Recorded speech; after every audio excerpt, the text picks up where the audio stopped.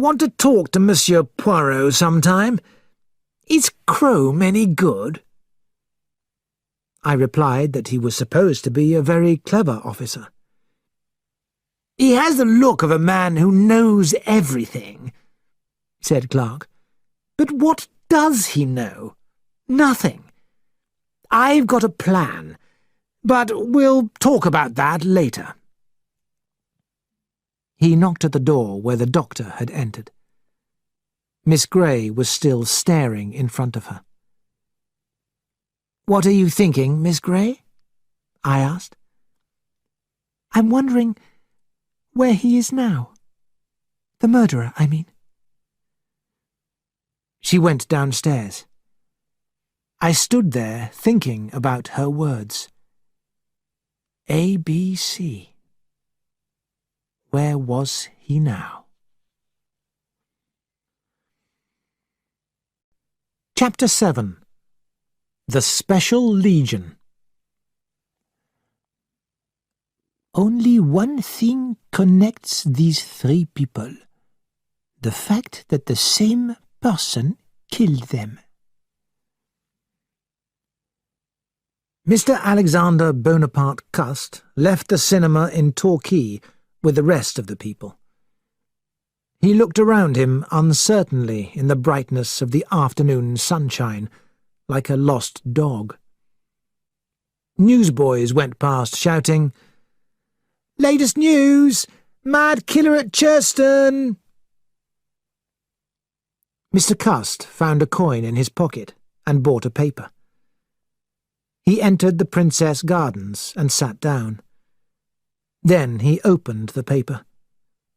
There were big headlines. "Sir Carmichael Clark murdered. Terrible event at Churston. Work of a mad killer." Only a month ago, England was shocked by the murder of a young girl, Elizabeth Barnard, at Bexhill. It may be remembered that an ABC railway guide was found beside the body. An ABC was also found by the dead body of Sir Carmichael Clark. The police think the same person is responsible for both murders. Is it possible that a mad killer is going round our seaside towns? A young man in a bright blue shirt was sitting beside Mr. Cust.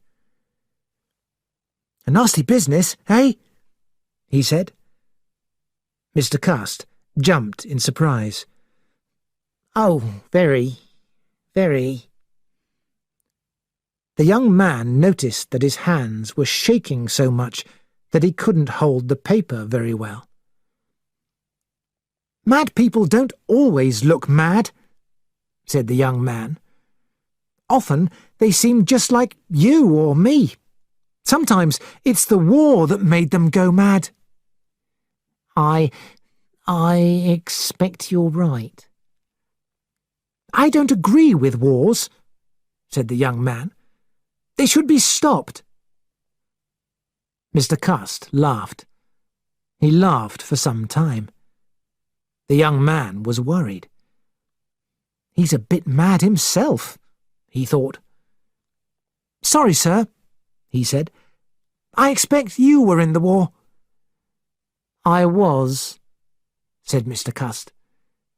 "My head's never been right since. It aches, you know. It aches terribly. Sometimes I don't know what I'm doing." The young man went away quickly. Mr. Cust stayed with his paper. He read it and read it again. People passed backwards and forwards in front of him. Most of them were talking about the murder. "Police are sure to get him. Say he may be arrested at any time now. Quite likely he's in Torquay." Mr. Cust laid the paper on the seat. Then he got up and walked towards the town. Girls passed him, girls in white and pink and blue. They laughed looking at the men as they passed them. But they didn't look once at Mr. Cust. He sat down at a little table and ordered tea. After the murder of Sir Carmichael Clarke, the ABC murders were in every newspaper. The Andover murder was now connected with the other two. Scotland Yard believed that the best chance of catching the murderer was to make the murders as public as possible. The population of Great Britain turned into private detectives looking for the murderer. One newspaper wrote, "He may be in your town." The newspapers printed the letters that had been sent to Poirot. Newspaper reporters kept asking Poirot for interviews.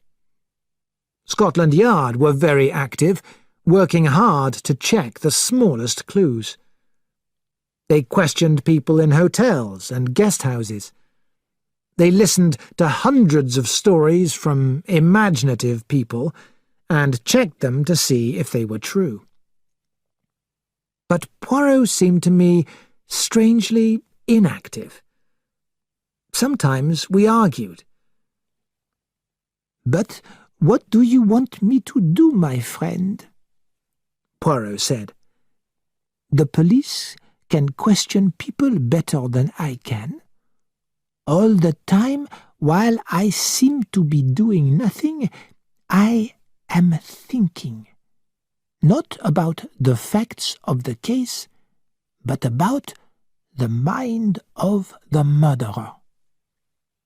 "The mind of a madman." "Exactly. When I know what the murderer is like, I shall be able to find out who he is. And all the time I learn more. After the next crime—" "Poirot!" "But yes, Hastings, I think it is almost certain there will be another crime. Our unknown killer has been lucky. But this time his luck may change. And after another crime we shall know a lot more. I shall not know his name and address, but I shall know what kind of a man he is. Now I am going to do something which will please you." Poirot continued. "It will mean a lot of conversation.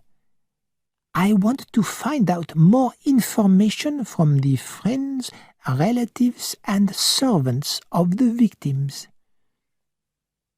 "Do you suspect them of hiding things?" "I don't think they meant to hide information. But at the time of a murder, people talk about only what they think is important. Quite often, they think wrong. And by discussing a certain event or a certain person again and again, they may remember extra details." "It did not seem to me to be a very good idea." "You do not agree with me?" said Poirot. "Then a servant girl is cleverer than you." He handed me a letter. It was clearly written. "Dear Sir, I hope you don't mind me writing to you. I have been thinking a lot since those awful 2 murders, like poor aunties. I saw the young lady's picture in the paper, the sister of the young lady who was killed at Bexhill. I wrote to her to tell her I was coming to London and asked if I could come to her. Perhaps if we talked about it together, we might find out something. The young lady wrote back to me and suggested I might write to you. She said she'd been thinking the same. She said we ought to work together. So I'm coming to London, and this is my address. Yours, Mary Drower." Mary Drower, said Poirot, is a very intelligent girl. He picked up another letter. It was a note from Franklin Clark, saying that he was coming to London. He would visit Poirot the following day. Do not worry, mon ami, said Poirot. There will be action. Franklin Clark arrived at 3 o'clock on the following afternoon. Monsieur Poirot, he said, I'm still not satisfied. I'm sure that Crome is a very good officer, but he annoys me. He seems to think he knows best. My idea is, Monsieur Poirot, that we mustn't delay. We've got to get ready for the next crime. I suggest that we form a kind of special legion of the friends and relatives of the murdered people. If we talk about things together, we might be able to find out something new.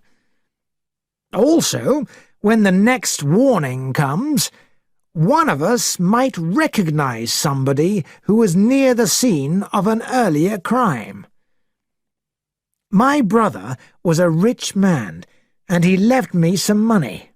I can pay for everything.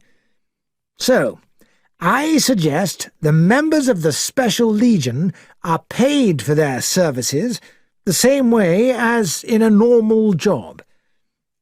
I suggest myself, Miss Barnard, and Mr. Donald Fraser, who was planning to marry the dead girl.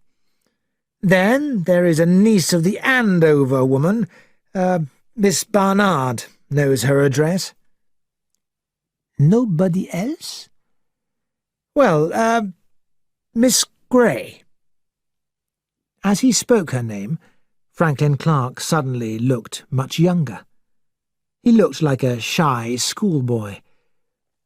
Yes, you see, Miss Gray worked for my brother for over 2 years.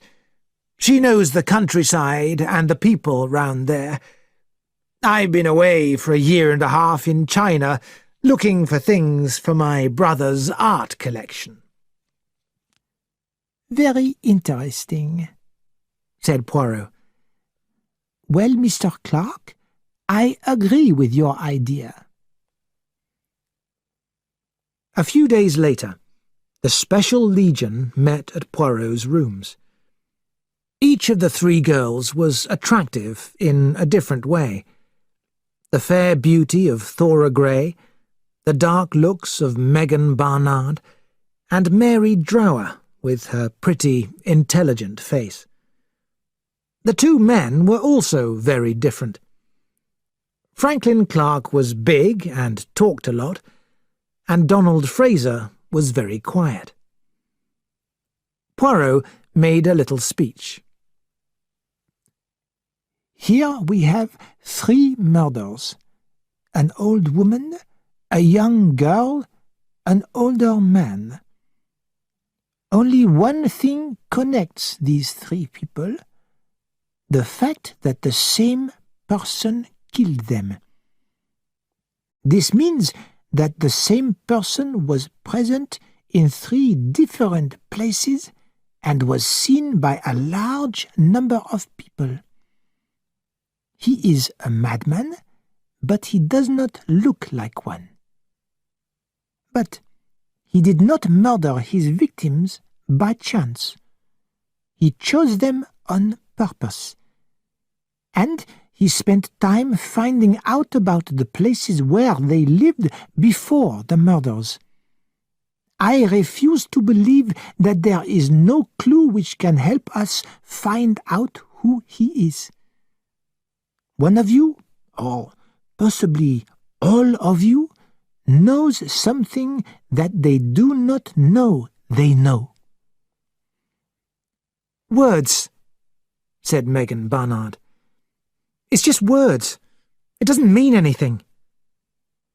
Well, I think it's a good idea, said Mary Drower. When you're talking about things, You often seem to understand more clearly."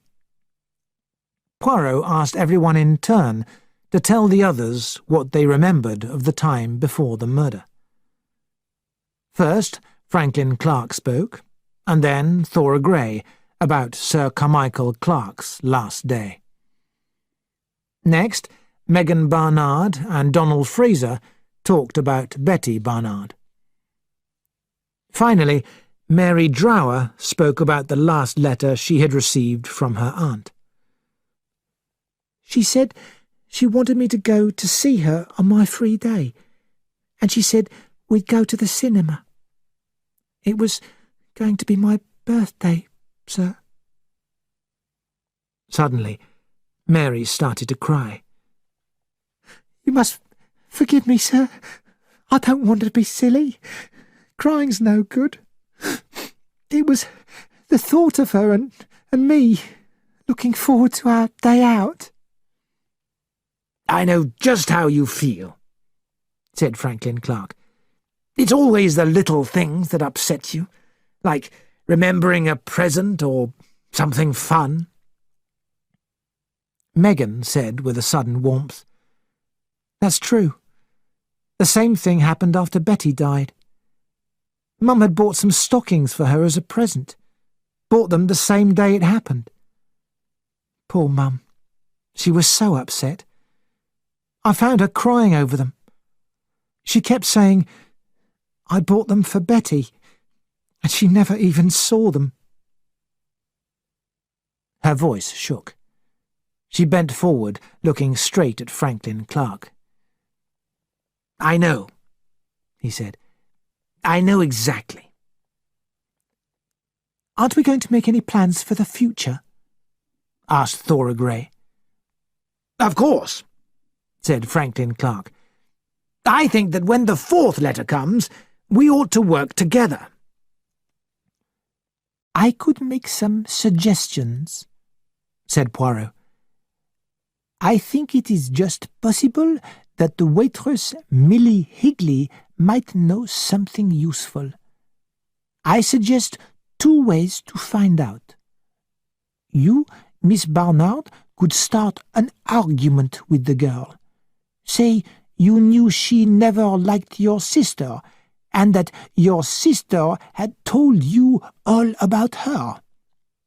She will tell you exactly what she thought of your sister. The other way is that Mr. Fraser could pretend to be interested in the girl." "Is that necessary?" asked Donald Fraser. "No, it is not necessary. It is just one way to find out more information." "Shall I try?" asked Franklin Clark. "Let me see what I can do with the young lady." "You've got your own part of the world to look after," said Thora Grey rather sharply. "I don't think there is much you can do down there for the present," said Poirot. "Mademoiselle Grey is more suitable for—" Thora Grey interrupted him. "But you see, Monsieur Poirot, I have left Devon now.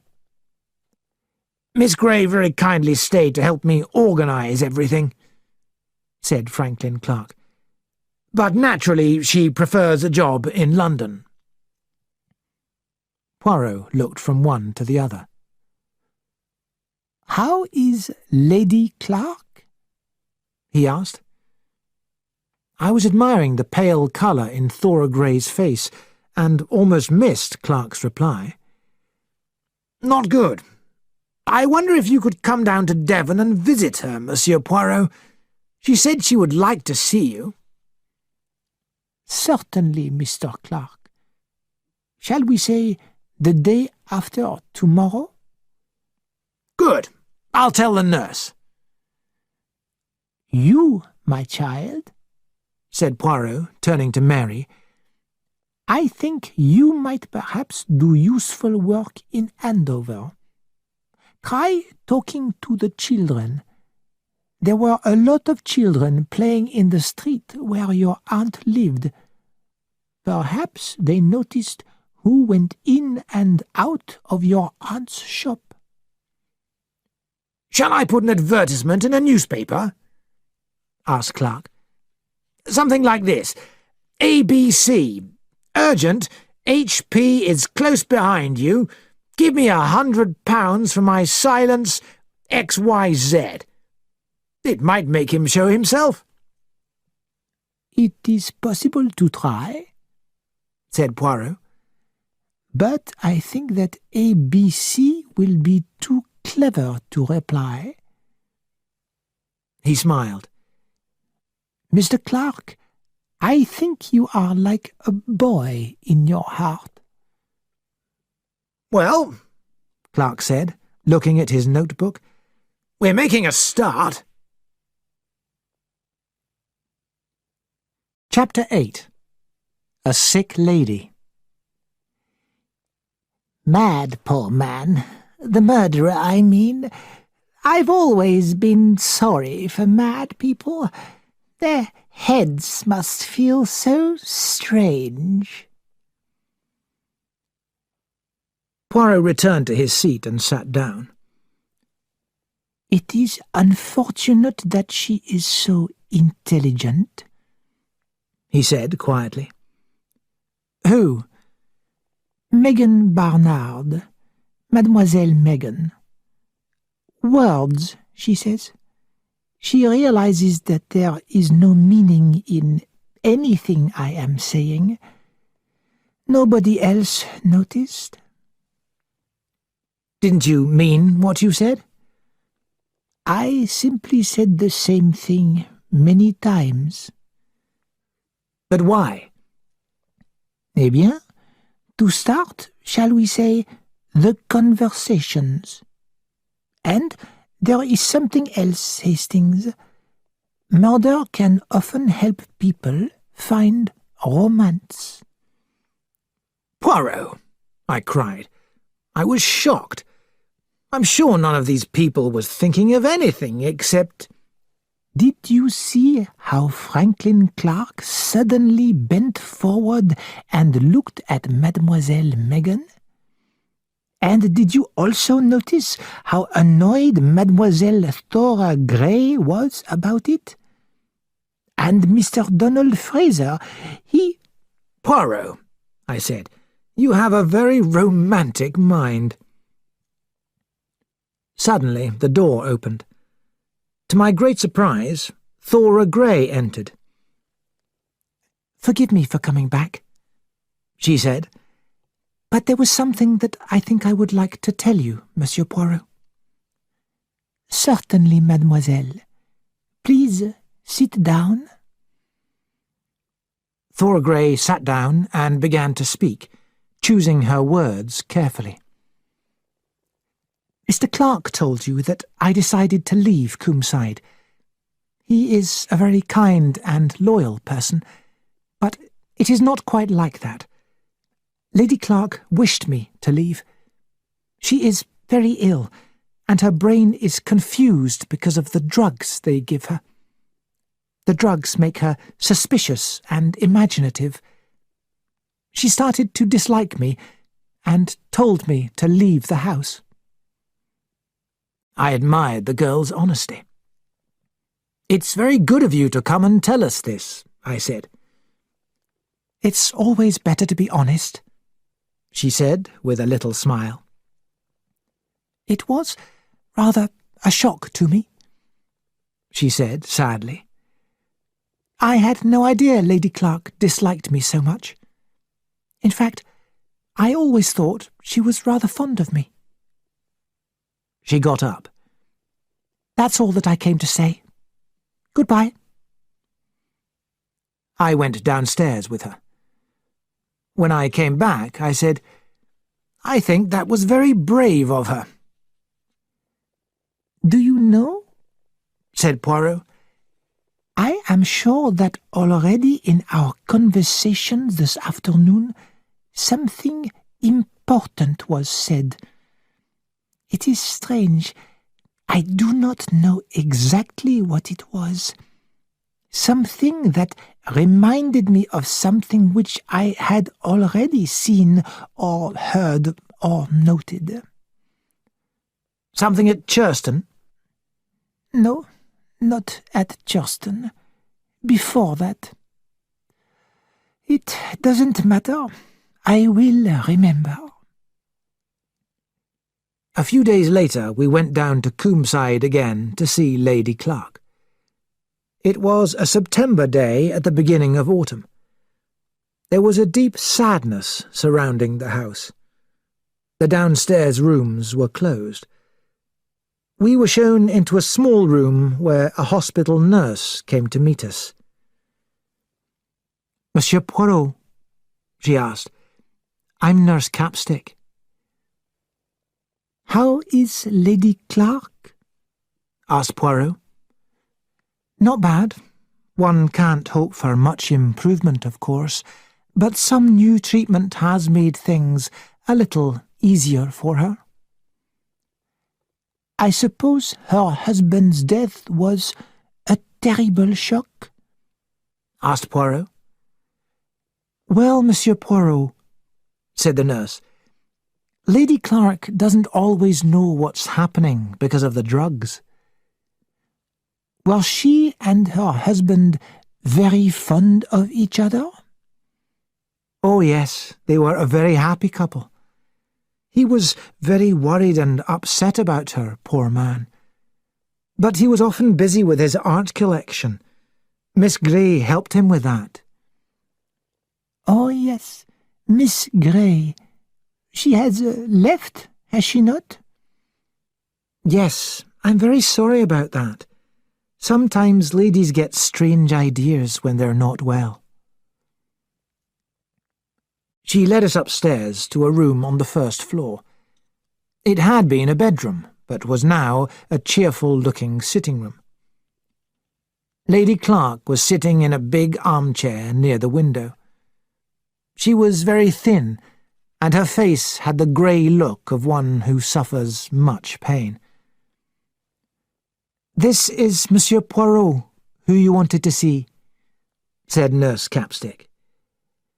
"Oh, yes, Monsieur Poirot," said Lady Clark, giving him her hand. "My friend Captain Hastings, Lady Clark." "How do you do? So good of you both to come." We sat down. There was a silence. "It was about Carr's death, wasn't it?" said Lady Clark at last. "Oh, yes, I told Franklin to ask you to come. I hope Franklin isn't going to be foolish. Men are so easily fooled. They're like boys, especially Franklin." "Did you want to say something about your husband's death?" asked Poirot. "Carr's death? Yes. Mad, poor man. The murderer, I mean. I've always been sorry for mad people. Their heads must feel so strange. You haven't caught him yet?" she asked. "Surely somebody saw him around here that day?" "There were so many strangers, Lady Clark. It is the holiday season." "Yes, I forgot. But they stay down by the beaches." "No stranger came to the house that day?" said Poirot. "Who says so?" asked Lady Clark in a voice that was surprisingly strong. "The servants," said Poirot. "Miss Grey?" Lady Clark said very clearly, "That girl is a liar." I felt shocked. Poirot looked at me quickly. "I didn't like her. I've never liked her. I sent her away. Franklin said she might be a help to me. Franklin's a fool. I didn't want him getting mixed up with her. I'll give her 3 months' pay, if you like, I said, but I don't want her in the house a day longer. There's one good thing about being ill. Men can't argue with you. He did what I said, and she went. Why did you say that Miss Grey was a liar? Asked Poirot. Because she is. She told you that no strangers came to the house, but I saw her with my own eyes talking to a strange man on the front doorstep. It was the morning of the day Carr died, about 11 o'clock. What did this man look like? An ordinary sort of man, nothing special. A look of pain came over her face. Please, you must go now. I'm a little tired.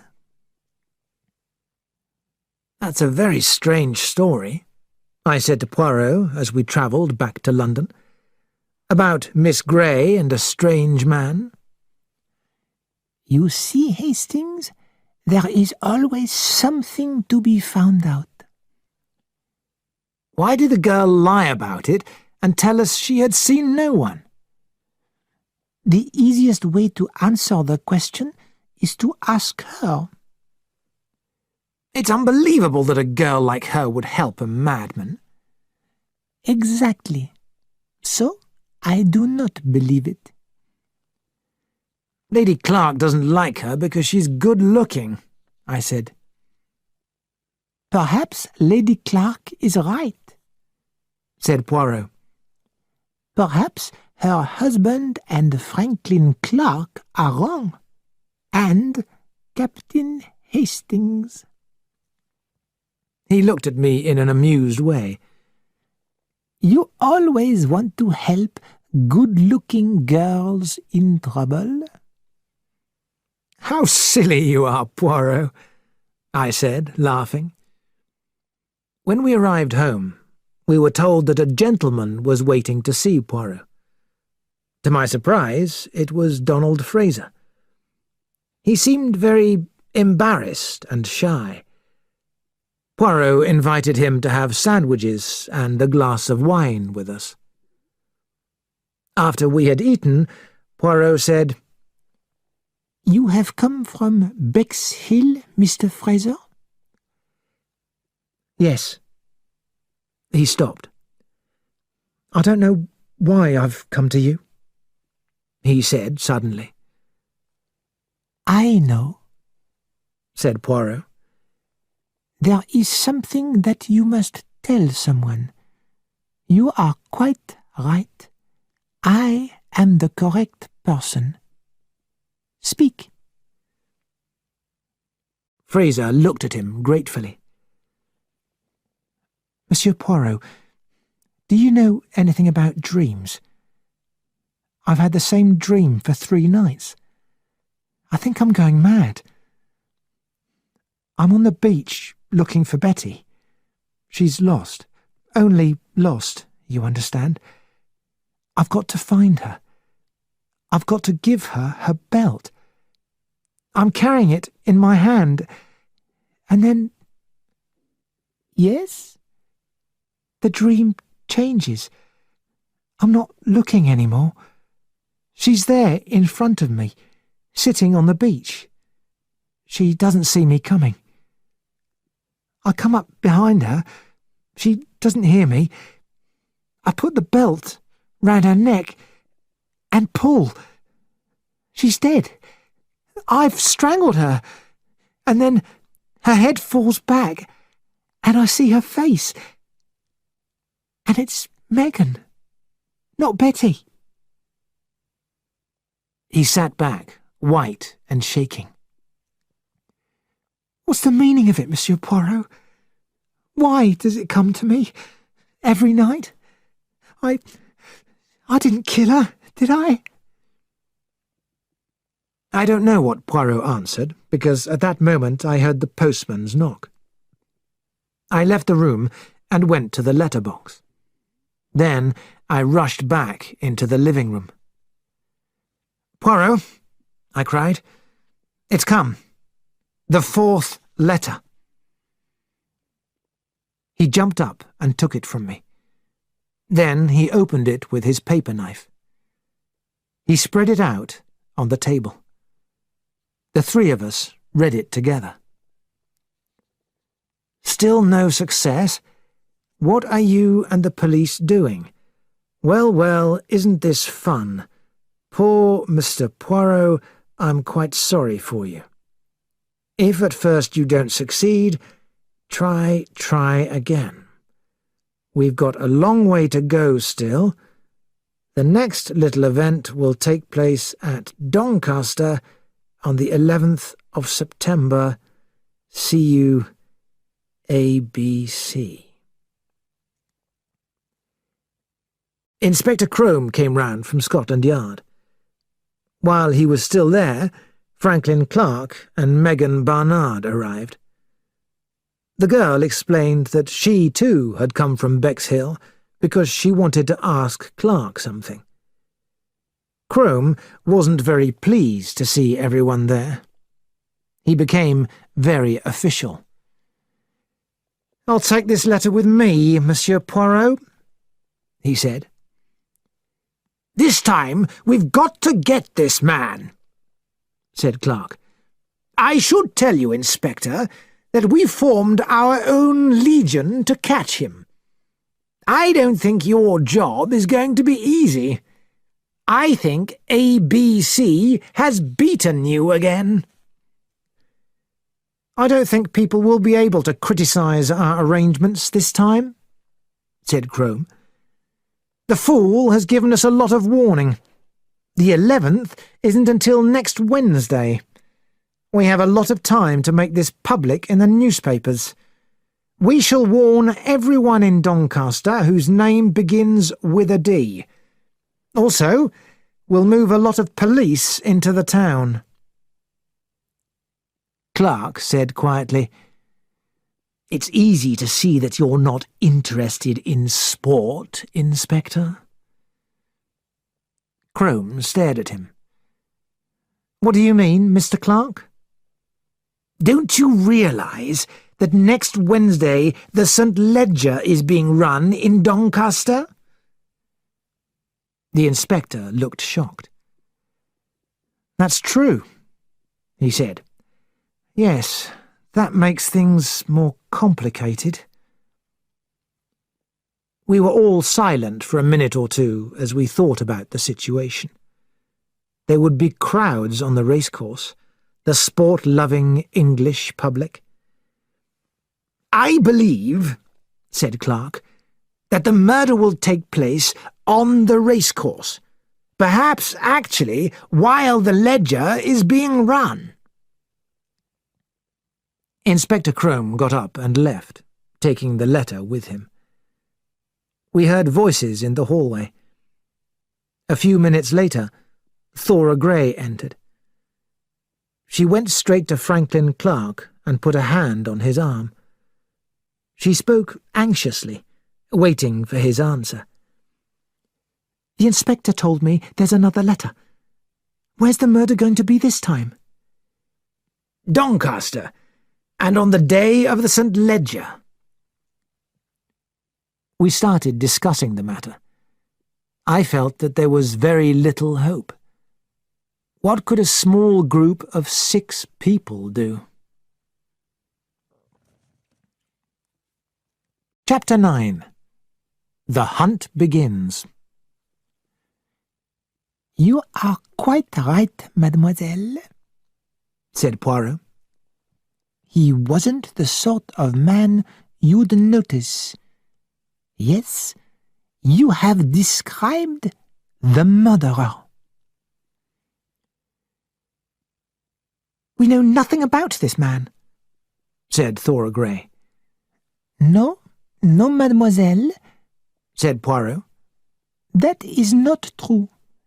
Each one of us knows something about him. I am sure that the knowledge is there.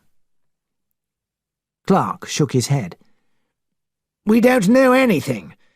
None of us has ever seen him or spoken to him. We've tried to remember everything again and again. Not everything, said Poirot.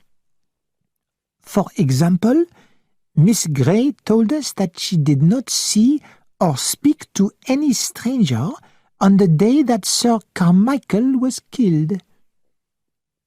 Thora Grey nodded. That's quite right. Is it? Lady Clark told us, mademoiselle, that from her window she saw you standing on the front doorstep talking to a man. She saw me talking to a strange man? The girl seemed very surprised. Lady Clark has made a mistake. I never... Oh, I remember now. How stupid. But it wasn't important. Just one of those men who come round selling stockings. I was crossing the hall when he came to the door. Poirot put his hands to his head. Everyone stared at him. Stockings, he said quietly. Stockings. It is the connection. 3 months ago, the other day, and now. Bon Dieu, yes. He sat up straight and looked at me. You remember, Hastings, in the shop at Andover, we went upstairs. On a chair in the bedroom was a pair of new stockings. And you, mademoiselle? He turned to Megan. You spoke of your mother who cried because she had bought your sister some new stockings on the day of the murder. He looked round at us all. You see?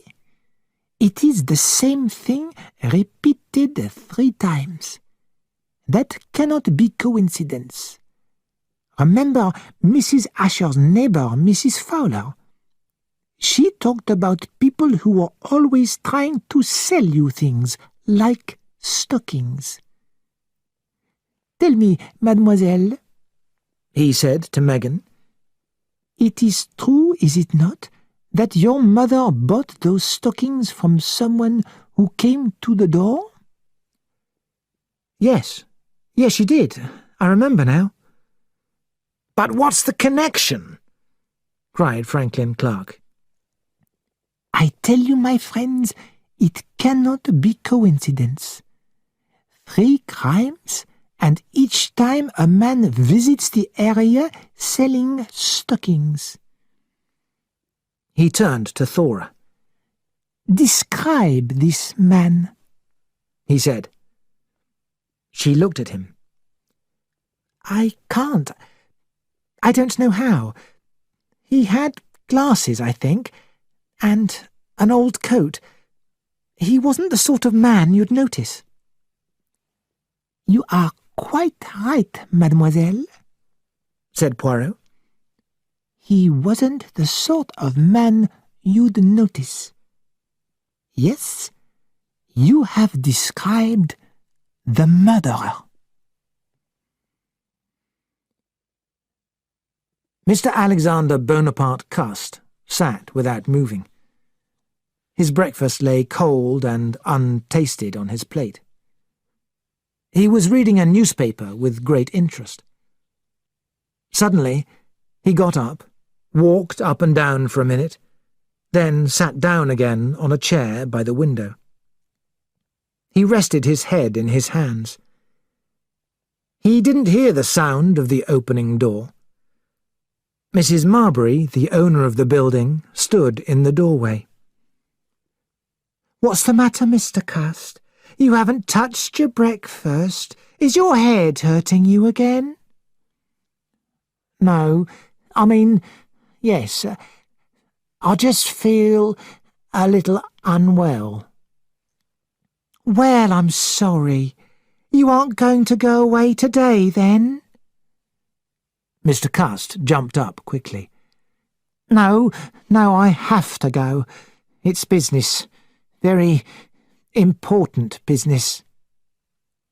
His hands were shaking. I'm going to Cheltenham. He said the word so strangely that Mrs. Marbury looked at him in surprise. Cheltenham's a nice place, she said conversationally. She bent down and picked up the newspaper, which was lying on the floor. The newspapers are full of these murders, she said. Doncaster, that's the place he's going to carry out his next murder. And tomorrow is the races too. They say that hundreds of police are being brought in. Mr. Cust, you do look bad. Really, you oughtn't to go travelling today. It's necessary, Mrs. Marbury. When I've promised to do something, I always do it. It's the only way to succeed in business. But if you're ill... I'm not ill, Mrs. Marbury. Just a little worried about personal matters. I slept badly. I'm really quite all right. Mrs. Marbury picked up the breakfast things and left the room. Mr. Cust took out a suitcase and packed some clothes. Then he unlocked a cupboard. He took out about 12 flat boxes and put them in the suitcase too. Lily, Mrs. Marbury's daughter, came out of another room. "Where are you going this time, Mr. Cust?" she said. "To the seaside again?" No, Cheltenham." "Well, that's nice too, but not quite as nice as Torquay. I want to go there for my holiday next year. You were probably quite near where the murder was, the ABC murder. It happened when you were down there, didn't it?" Yes, but Churston's 10 or 11 kilometres away." "How exciting! Perhaps you passed the murderer on the street." "Yes, perhaps," said Mr. Cust. He smiled a strange smile. "Oh, Mr. Cust, you don't look well," said Lily. "I'm quite all right, quite all right. Goodbye, Miss Marbury." He picked up his suitcase and hurried out of the front door. "Funny old thing," said Lily Marbury to herself. "He looks half mad." Inspector Crome said to his assistant, "Get me a list of all the companies who make stockings, and I want a list of all their agents who go to people's houses selling the stockings." "Is this for the ABC case, sir?" asked the assistant. "Yes, one of Hercule Poirot's ideas." The inspector's voice was not very enthusiastic. "It's probably not important, but we have to check everything." "Right, sir. Mr. Poirot's done some good work in the past, but I think he's a bit old now, sir." "He loves to get attention," said the inspector. "But he's not as clever as he wants people to think. Now, the arrangements for Doncaster." Lily Marbury was dancing with her boyfriend, Tom Hartigan. As they danced, they talked. "I saw old Mr. Cust this morning," said Tom. "At Euston Station. He was looking lost as usual. First he dropped his paper, and then he dropped his ticket. I picked it up. He thanked me, but I don't think he recognised me." "Did you say Euston or Paddington?" asked Lily. "Euston." "That's strange. I thought trains went to Cheltenham from Paddington. That's right, but old Cust wasn't going to Cheltenham. He was going to Doncaster. I saw his ticket.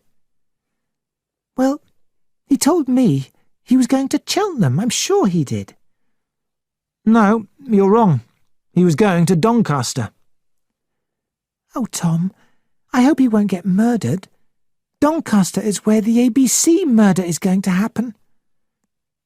Cust will be all right. His name doesn't begin with a D. He was down near Churston at Torquay when the last murder happened. Was he? That's a coincidence, isn't it? Tom laughed. He wasn't at Bexhill before that, was he? He was away.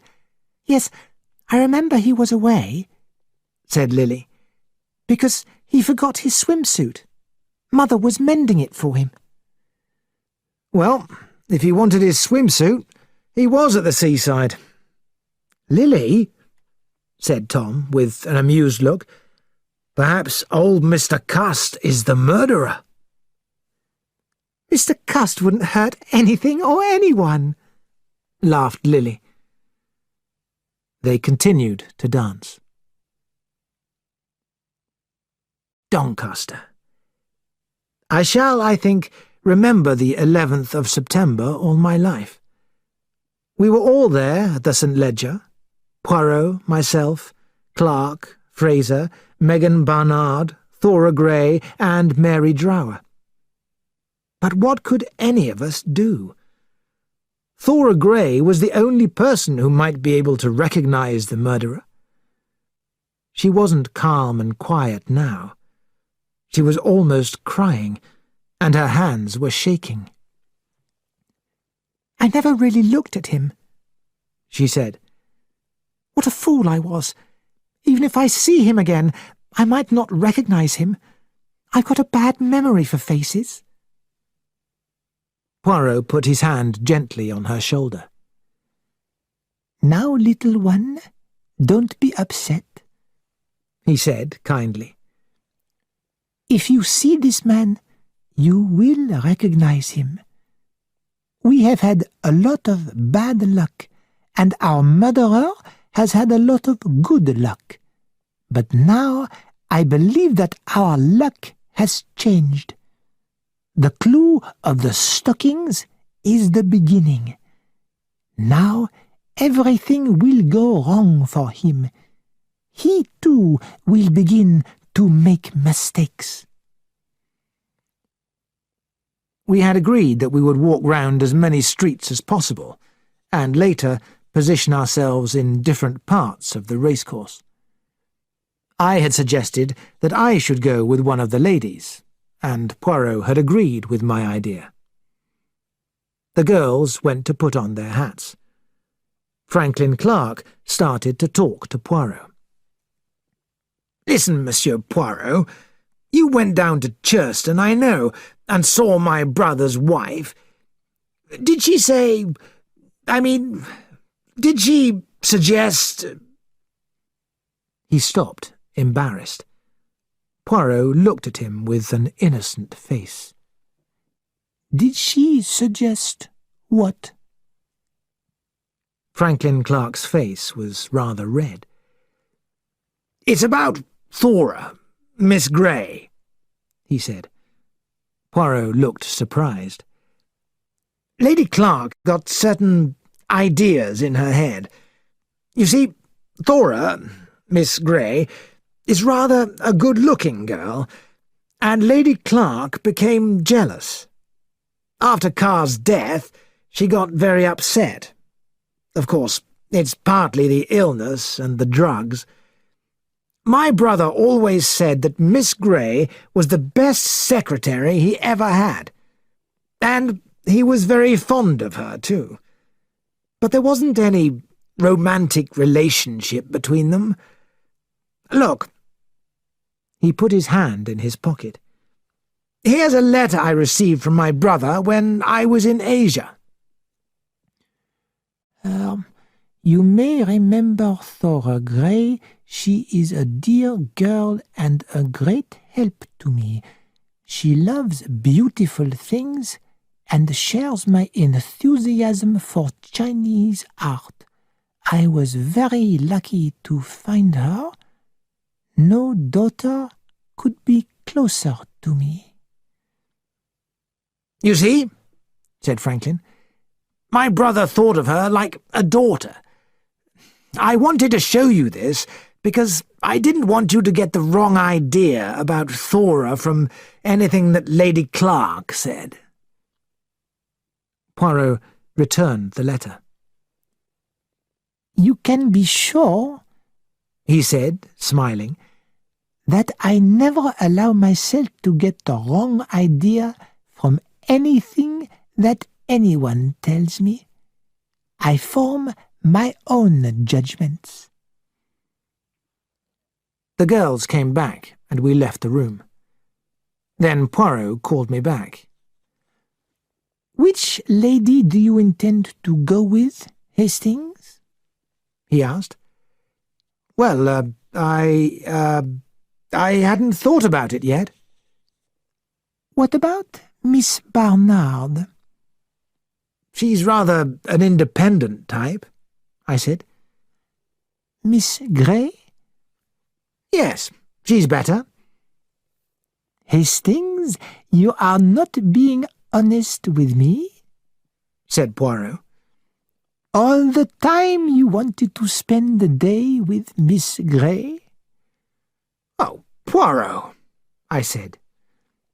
"I am sorry to upset your plans," said Poirot, "but I request you to go with Mary Drower, and I must ask that you do not leave her." "But, Poirot, why?" "Because, my dear friend, her name begins with a D. We must be very careful." I realized that Poirot was right. If ABC hated Poirot, he might be watching his movements. He might kill Mary Drower to show Poirot that he was cleverer than my friend. I promised to do as Poirot asked. Chapter 10. Death at the Cinema. He put his hand in his pocket and brought out something. A long, thin knife that was sticky and red. Mr. Ledbetter was at the Regal Cinema in Doncaster. At the most exciting part of the film, the man next to him got up and pushed past him. Then he dropped his hat over the seat in front and bent over to get it back. Mr. Ledbetter was very annoyed. He had looked forward to seeing this film for a whole week. Why couldn't people wait until the end of a film? The annoying gentleman went out. Mr. Ledbetter watched the film happily until the end. When the lights went up, he got up slowly. He never left the cinema very quickly. He looked around. There weren't many people this afternoon. Naturally. It was the day of the St. Leger, and they were all at the races.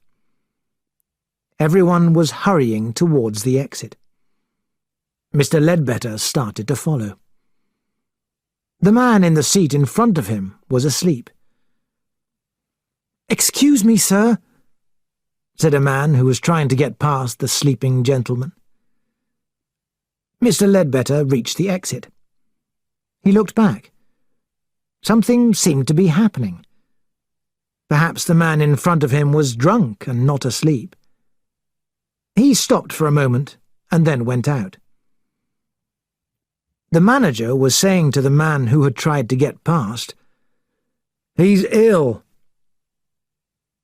He spoke to the sleeping man. "What's the matter, sir?" The other man touched the sleeper. He took his hand away and looked at a red, sticky mark. "Blood!" The manager saw the corner of something under the seat. "It's an ABC," he said.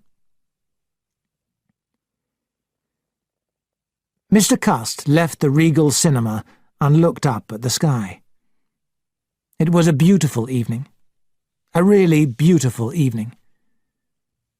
He walked along, smiling to himself, until he came to the Black Horse, where he was staying.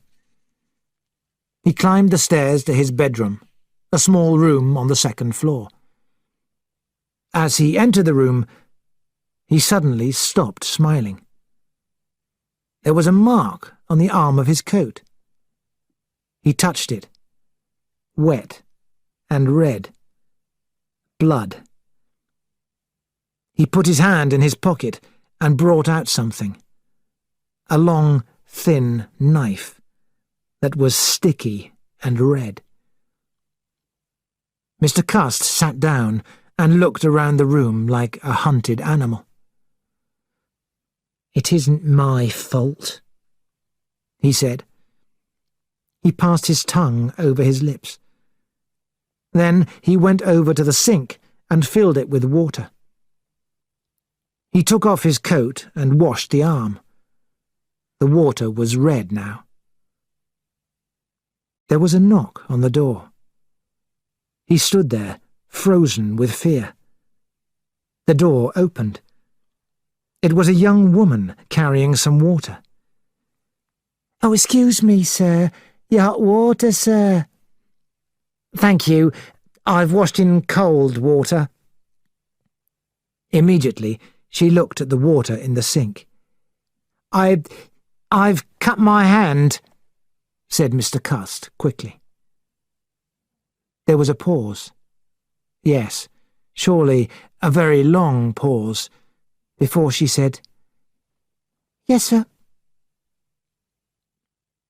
She went out, shutting the door. Mr. Cust stood and listened. Were there voices, feet coming up the stairs? He could hear only the beating of his own heart. Then suddenly, he moved. He put on his coat, went to the door, and opened it. There was no one outside. He went quietly down the stairs. He ran out of the door that opened onto the hotel car park. A couple of drivers were there, talking about the races. Mr. Cust hurried across the car park and out into the street. Should he go to the station? Yes, there would be crowds there, special trains. With a bit of luck, he could get away. Inspector Crome was interviewing Mr. Ledbetter. The Chief Constable, Colonel Anderson, was there too. "Please tell me everything clearly," said Crome. "This man went out towards the end of the main film.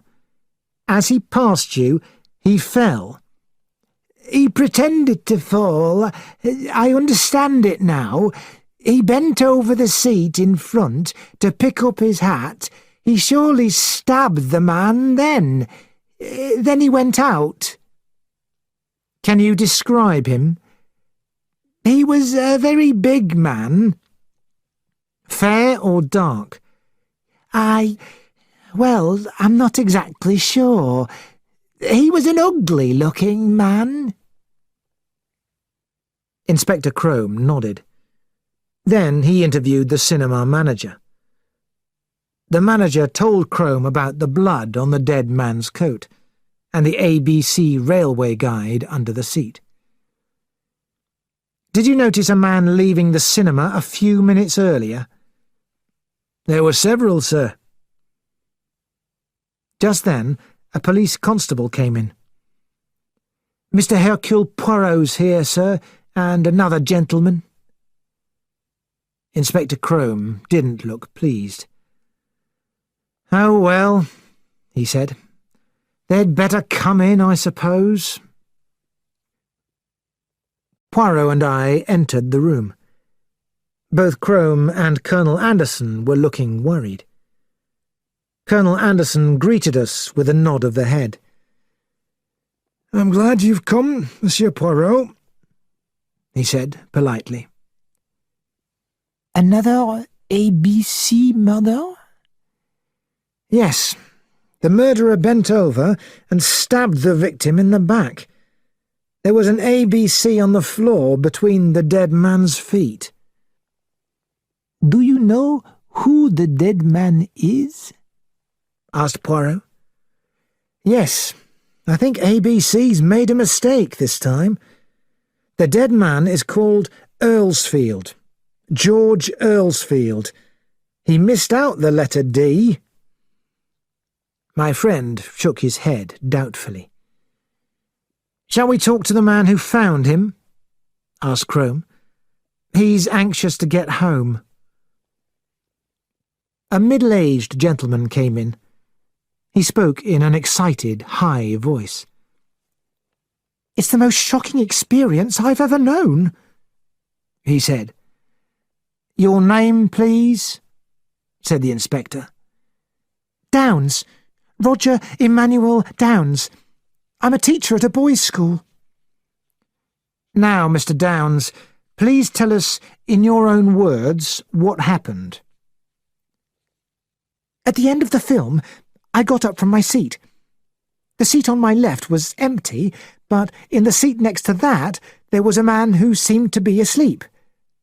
I realised that he was ill, and I called out, 'Fetch the manager!' As I couldn't pass him, I put my hand on his shoulder to wake him. Then I took my hand from the man's shoulder. I found that it was wet and red." Colonel Anderson was looking at Mr. Downs. "Mr. Downs, you're a very lucky man. You're about the same height as the dead man. I think the murderer became confused. He followed you into the cinema, but he chose the wrong victim. I am sure, Mr. Downs, that knife was meant for you." Mr. Downs became weak with shock. He sat down on a chair. "You mean that this madman has followed me? But why me?" He got up. He suddenly looked old and shaken. "If you don't want me any more, gentlemen, I think I'll go home. I don't feel very well." Mr. Downs left the room. "Send a couple of constables to watch his house," said Colonel Anderson. "You think," said Poirot, "that when ABC finds out his mistake, he might try to murder Mr. Downs again?" Anderson nodded. "It's a possibility," he said. "ABC may be upset if things don't go according to his plans." A constable came in. "Mr. Ball of the Black Horse is here with a young woman, sir," he said. "He thinks he has something to tell you which may be helpful." Mr. Ball was a large, slow-thinking, heavily moving man. He smelled strongly of beer. With him there was a young woman with round eyes. She seemed to be very excited. "This girl, Mary, has something to tell you," said Mr. Ball. Mary told us that she had taken hot water to one of the hotel guests in his room. He was washing his hands. He had taken his coat off and was holding the arm of it in the water in the sink. The coat was wet, and the water in the sink was red. "Red?" said Anderson sharply. "When was this?" "At about 5:15. "More than 3 hours ago," said Anderson. "Why didn't you come at once?" "We didn't know that there'd been another murder," said Ball. "When we heard the news, Mary screamed out about the blood in the sink. I went upstairs to the room, but there was nobody there." One of the men in the car park said he saw a man leaving, so I told Mary to come to the police." "Describe this man," said Inspector Crome to Mary. "He wasn't very tall or short," said Mary, "and he stooped and wore glasses. He was wearing a dark suit and a hat. His clothes looked old and cheap." Inspector Crome sent 2 men to the Black Horse. They came back about 10 minutes later and brought the hotel book, which all guests had to sign. We crowded around it. There was a signature there in small writing. "A.B. Case, or is it Cash?" said Colonel Anderson. "ABC," said Crome. "What about his luggage?" asked Anderson. "We found a suitcase in his room, sir, full of small boxes." "What was in them?" "Stockings, sir." "Congratulations," Crome said to Poirot. "Your guess was right." Inspector Crome was in his office at Scotland Yard. The telephone on his desk rang. It was one of the policemen who was helping him on the case. "Jacobs speaking, sir. A man has come with a story that you ought to hear." A few minutes later there was a knock on the door. Jacobs appeared with a tall young man. "This is Mr. Tom Hartigan, sir. He's got something to tell us which may be important in the ABC case." The inspector got up and shook hands with the visitor. "Good morning, Mr. Hartigan. Sit down. What do you want to tell me?" "Well," began Tom nervously, "I've got a young lady friend, you see, and her mother rents out rooms in her house. One of the rooms has been rented for over 2 years to a man called Cust." Tom told the inspector about his meeting with Mr. Cust at Euston Station, and the ticket for Doncaster which Mr. Cust had dropped. "Lily, my young lady, also told me that Mr. Cust was near Churston at the time of the murder, and at the seaside when the Bexhill murder happened. The newspapers said that information was wanted about A.B. Case, or Cash. Lily's mother, Mrs. Marbury, told me that Mr. Cust is A.B. Cust. Then we wondered if Mr. Cust had been away from home on the date of the Andover murder, and we remembered that he was." Inspector Crome listened to everything carefully. "You were quite right to come here," he said. "These dates may be only a coincidence, and the name too, but I'd certainly like to interview Mr. Cust. Is he at home now?" "Yes, sir." "When did he return?" "On the evening of the Doncaster murder, sir. He's stayed in a lot since then, and he doesn't look very well, Mrs. Marbury says. He buys a lot of newspapers. Mrs. Marbury says that he talks to himself too." Tom gave Inspector Crome Mrs. Marbury's address. "Thank you," said the inspector. "I shall probably visit the house later today. Please be careful if you meet Mr. Cust. Good morning, Mr. Hartigan." Tom went outside. Lily Marbury was waiting for him. He told her about his meeting with Inspector Crome. "The police are going to come and ask him some questions," he said. "Poor Mr. Cust," said Lily. "Don't feel sorry for him. If he's ABC, he's murdered 4 people." Lily shook her head. "It does seem awful," she said. "Come and have some lunch," said Tom. "All right, but I must just telephone someone. A girl I was going to meet." She ran across the road and came back, looking rather red in the face. She put her arm through Tom's arm. "Tell me more about Scotland Yard. You didn't see the other man there, the Belgian gentleman, the one that ABC writes to?" "No, he wasn't there." "Well, tell me all about it. Who did you speak to, and what did you say?" Mr. Cust put the phone back very gently. He turned to where Mrs. Marbury was standing, watching him. "You don't often have a telephone call, Mr. Cust," she said. "I hope it's not bad news." "No, no." He saw that Mrs. Marbury was holding a newspaper. He read births, marriages, deaths. "My sister's just had a little boy," he said quickly. "Well, that is nice," said Mrs. Marbury. She wondered why Mr. Cust had never said he had a sister.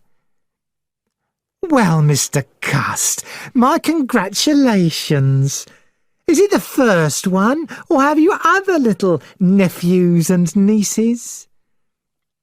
"It's the only one," said Mr. Cust. "The only one I've ever had, or am likely to have, and, I think I must go there at once.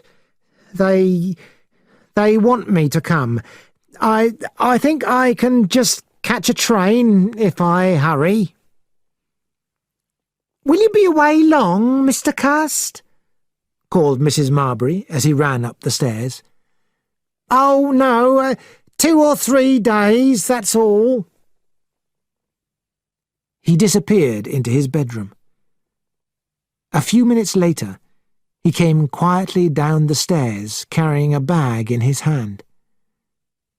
He saw the telephone and remembered the short conversation he had just had. "Is that you, Mr. Cust? I thought you might like to know that an inspector from Scotland Yard may come to see you." Why had Lily telephoned him? Had she guessed his secret? How did she know that the inspector was coming? Did she know? But surely, if she knew, she wouldn't... Women were very strange, surprisingly cruel and surprisingly kind. Lily was a kind girl. A kind, pretty girl. He paused in the hall. Then he heard a noise from the kitchen. Mrs. Marbury might come out. He opened the front door, passed through it, and closed it behind him. Where?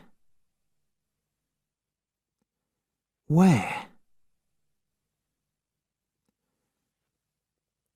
Poirot and I were having another meeting with the Chief Constable, Colonel Anderson, and Inspector Crome. "I've got a list of people in the Churston area where the man went and offered stockings," said Inspector Crome. "He stayed at a small hotel. He returned there at 10:30 on the night of the murder. He did the same thing in Bexhill. He stayed at a hotel under his own name and offered stockings to people at about 12 addresses, including Mrs. Barnard and including the Orange Cat. He did the same in Andover. He stayed at a small hotel there, too, and offered stockings to Mrs. Fowler, next door to Mrs. Asher, and to several other people in the same street. I went to the address which Mr. Hartigan gave me," said the inspector, "but I found that Cust had left the house about half an hour before. He received a telephone message. Mrs. Marbury said it was the first time. I searched his room very carefully. I found notepaper there similar to the paper which the letters were written on. There was also a large quantity of stockings, and at the back of the same cupboard there were 8 new ABC railway guides. "That proves he's guilty," said Colonel Anderson. "I found something else, too," said the inspector. "I only found it this morning, sir. There was no sign of the knife in his room, but I thought perhaps he'd brought it back to the house and hidden it somewhere. I found it immediately. The coat stand. No one ever moves a coat stand. I moved it away from the wall, and there it was, the knife. The dried blood was still on it." "Good work, Crome," said Colonel Anderson. "We only need one thing more now. The man himself." "Don't worry, we'll get him," said Crome.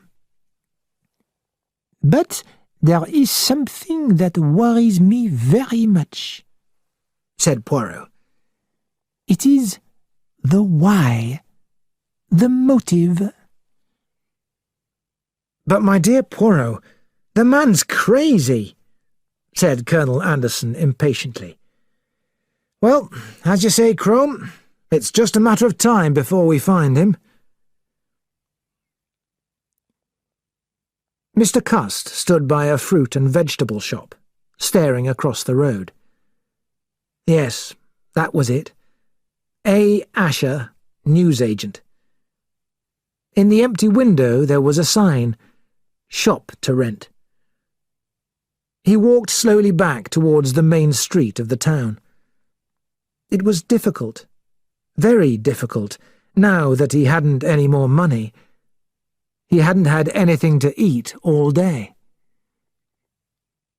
He looked at a board outside another newsagent's shop. "The ABC case, murderer still free. Interviews with Hercule Poirot." Mr. Cust said to himself, "Hercule Poirot. I wonder if he knows." He continued walking. Where was he going? He didn't know. He had come to the end. He looked up. There were lights in front of him, and letters. Police station. "That's funny," said Mr. Cust. He gave a little laugh. Then he stepped inside. Suddenly, as he did so, he fell forward. Chapter 11. And Catch a Fox. "He said the whole country would talk about me. But he said I would die a violent death." It was a clear November day. Dr. Thompson and Chief Inspector Japp had come to tell Poirot about the police case against Alexander Bonaparte Cust. "What's your opinion of Cust?" Poirot asked Dr. Thompson. "I don't know. He doesn't seem to be mad. He's an epileptic, of course." "Yes, that was clear when he fell into the police station in Andover," I said. "But can a man murder someone and not know they've done it?" "In my opinion, Cust knows very well that he's responsible for murder," said Dr. Thompson. "The letters prove that the murders were planned crimes." "And we still have no explanation for the letters," said Poirot. "Until I know why they were written, I shall not feel that the case is solved." "Well, I must go," said Dr. Thompson. He went out. Japp stayed. "So, Cust has an alibi for the Bexhill murder?" said Poirot. "Yes," said the inspector. "and his alibi is very strong. A man called Strange has told us that he met Cust in the White Cross Hotel in Eastbourne on the evening of the 24th of July. After dinner, he and Cust played cards. Cust played very well. They played cards until midnight and separated at 10 minutes past midnight.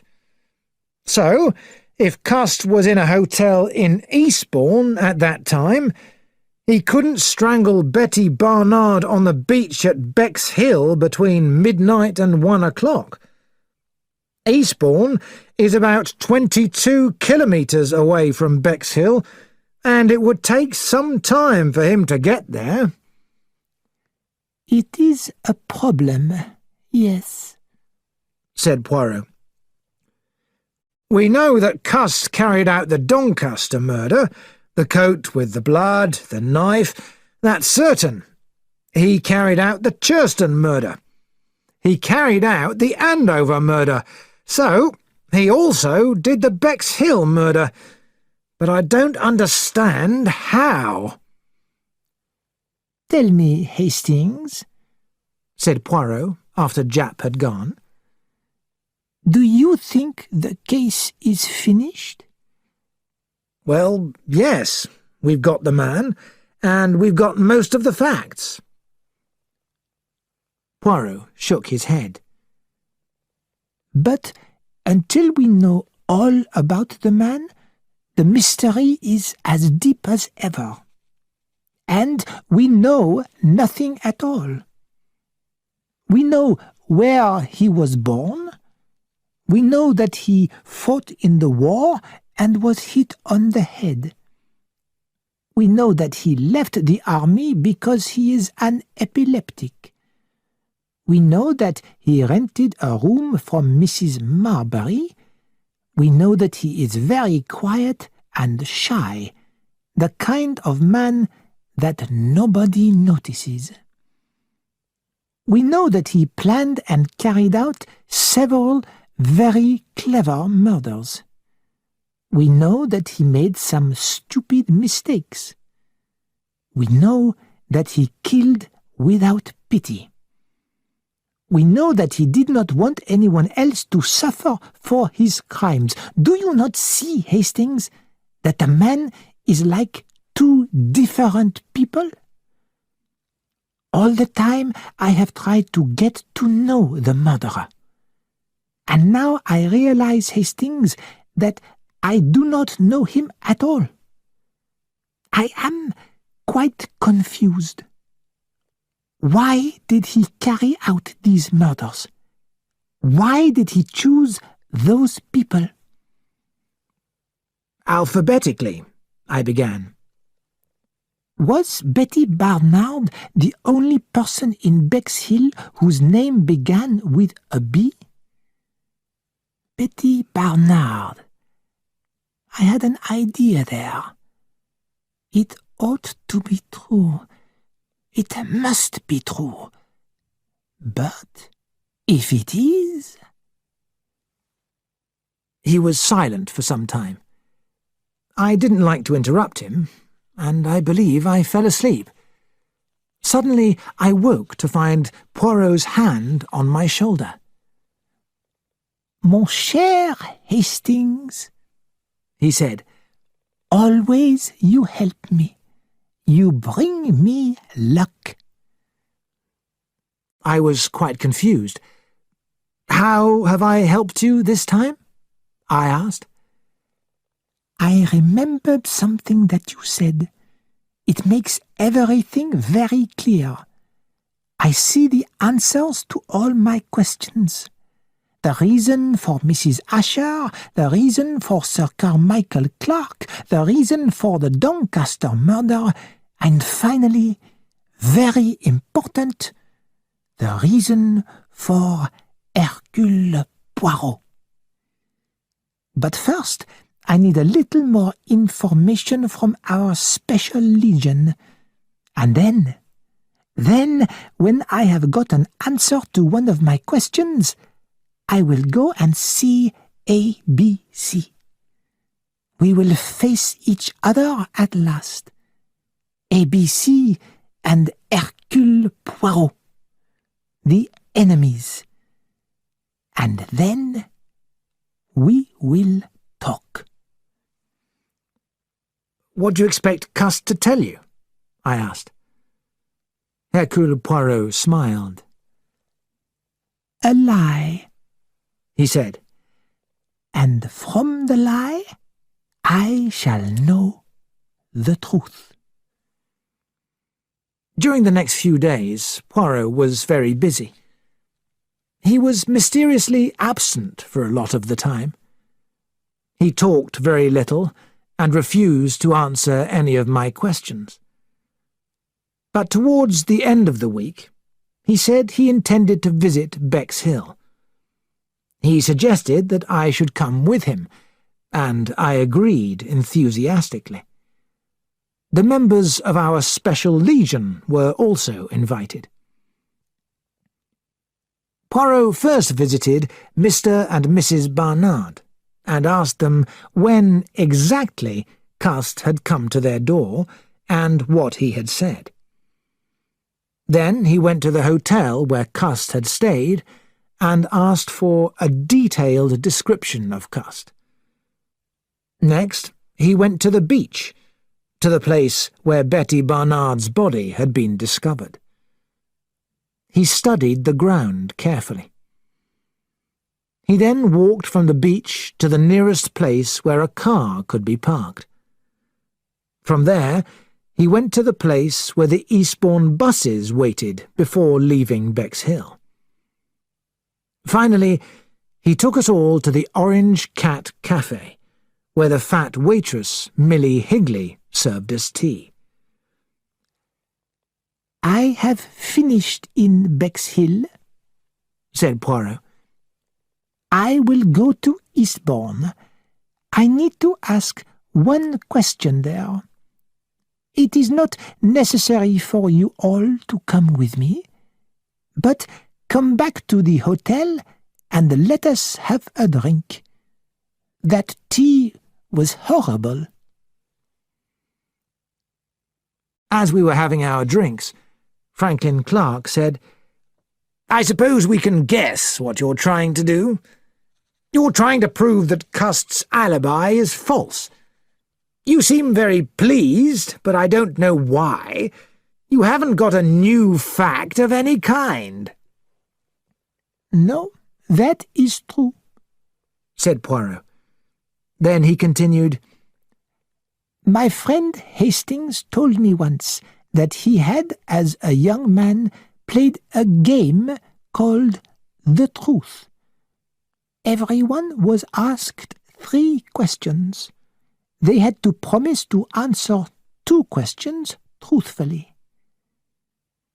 He paused. Eh bien, I want to play that game.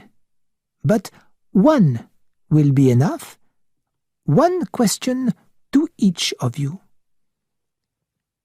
Of course, said Clark impatiently. We'll answer anything. Ah, but I want it to be more serious than that. Do you all promise to speak the truth? Everyone became as serious as Poirot. They all promised. Then Poirot turned to Franklin Clark. What did you think of the hats that the ladies wore at Ascot this year? Franklin Clark stared at him in surprise. Is this a joke? Certainly not. Clark began to smile. Well, Monsieur Poirot, I didn't actually go to Ascot, but I saw some of the women driving to the races, and their hats this year were an even bigger joke than the hats they usually wear. Poirot smiled and turned to Donald Fraser. When did you take your holiday this year? Fraser stared. My holiday, the first 2 weeks in August. Then Poirot turned to Thora Grey, and I heard a slight change in his voice. His question came sharp and clear. Mademoiselle, after Lady Clark's death, did you hope to marry Sir Carmichael? The girl jumped up. How dare you ask me such a question?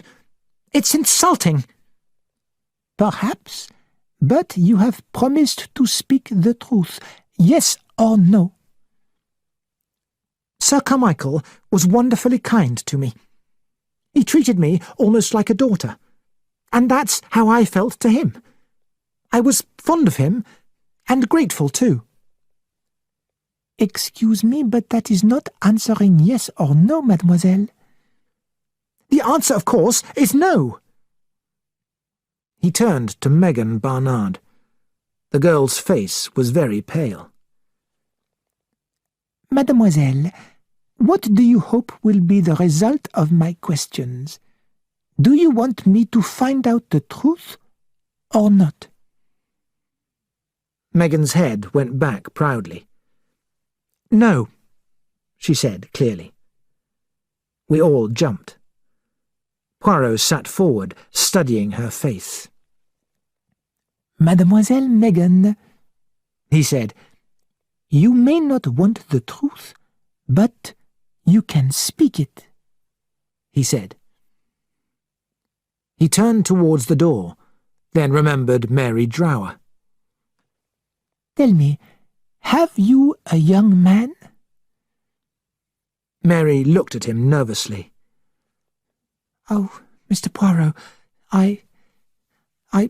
well, I'm not sure. Poirot smiled. Then he looked round for me. Come, Hastings, we must start for Eastbourne. The car was waiting, and soon we were driving along the coast road that leads through Pevensey to Eastbourne. Poirot seemed very pleased with himself.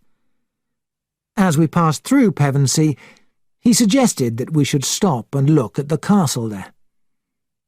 As we were returning to the car, we passed a group of children in a circle singing a song. What is it they are saying, Hastings? Asked Poirot. I listened until I understood. And catch a fox, and put him in a box, and never let him go. Poirot repeated the words. His face suddenly became very serious. That is very terrible, Hastings. He was silent. You hunt the fox here? I don't. I've never been able to afford to hunt. And I don't think there's much hunting in this part of the world. I meant in England generally. A strange sport. The dogs run after the fox, and at last they catch him, and he dies, quickly and horribly. But the quick, cruel death is better than what those children were singing. It is not good to be shut away in a box forever. Tomorrow I am going to visit Cust. Now, let's go back to London. Aren't we going to Eastbourne? I cried. What for? I know quite enough now. I was not present at the interview between Poirot and that strange man, Alexander Bonaparte Cust. Because of his relationship with the police, Poirot was able to be there, but I wasn't included in the special permission that was needed. Poirot also wanted the interview to be completely private, the two men face to face. But when Poirot came back, he told me all about it in great detail. Mr. Cust seemed smaller, and to stoop even more. His fingers pulled nervously at his coat. For a time, Poirot sat and looked at him. At last he said gently, "Do you know who I am?" Mr. Cust shook his head. No, I don't. Or are you from Mr. Maynard, from his law office?" He was polite, but didn't seem very interested. His mind seemed to be on something else, something inside himself. "I am Hercule Poirot." He said the words very gently, and watched for the effect. Mr. Cust lifted his head a little. "Oh, yes," he said. Then, a minute later, he repeated the words again. "Oh, yes." This time he sounded different, more interested. He looked at Poirot. Poirot looked back and nodded. "Yes," he said. "I am the man that you wrote the letters to." At once the contact was broken. Mr. Cust dropped his eyes and spoke crossly. "I never wrote to you," he said. "Those letters weren't written by me. I've said so again and again." "I know," said Poirot. "But if you did not write them, who did?" "An enemy. I must have an enemy. They are all against me. The police, everyone, all against me." Poirot didn't reply. "Everyone has been against me. Always." "Even when you were a child?" Mr. Cust seemed to think about that. No, not exactly then. My mother was very fond of me. She thought I was going to be special, that I could do anything." He was silent for a minute. "But she was quite wrong. I was afraid of people.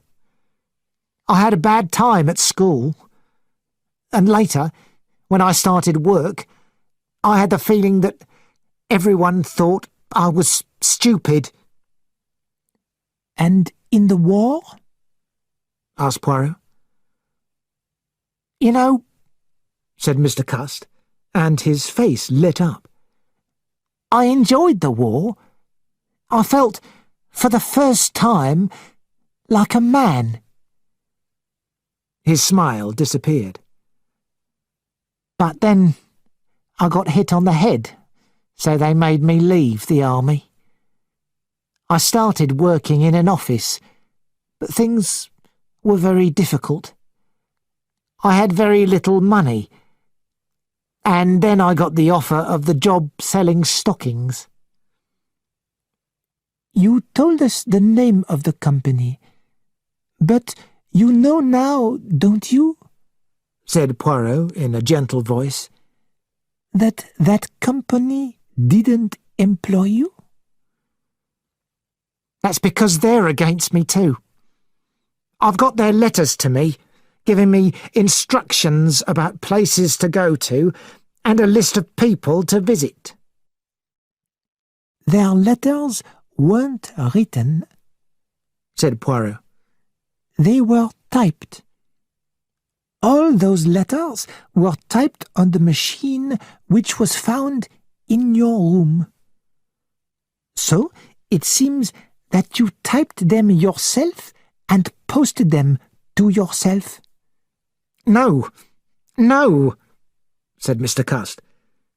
"It's because they're all against me." "And the ABCs that were found in the cupboard?" "I know nothing about them. I thought they were stockings." "Why did you put a mark by the name of Mrs. Asher in that first list of people in Andover?" because I decided to visit her first. One must begin somewhere. But I didn't murder her. I'm completely innocent. It's all a mistake. Look at that second crime, the Bexhill one. I was playing cards in Eastbourne. You play cards very well, I believe, said Poirot. Well, I believe I do. You'd be surprised how a game of cards can bring strangers together. I remember one man. I've never forgotten him because of something he told me. We just got talking over a cup of coffee and we started playing cards. What did he tell you? Asked Poirot. Mr. Cust's face looked worried. He read my future in my hand. He said I would be one of the most famous men in England before I died. He said the whole country would talk about me. But he said I would die a violent death. He was silent suddenly. My head. I suffer very badly. I'll get cruel headaches sometimes. And then there are times when I don't know. He stopped. But you do know, don't you? Poirot said. That you carried out the murders? Mr. Cust looked up. He looked strangely at peace. Yes, he said. I know. But I am right, am I not? You don't know why you carried them out. Mr. Cust shook his head.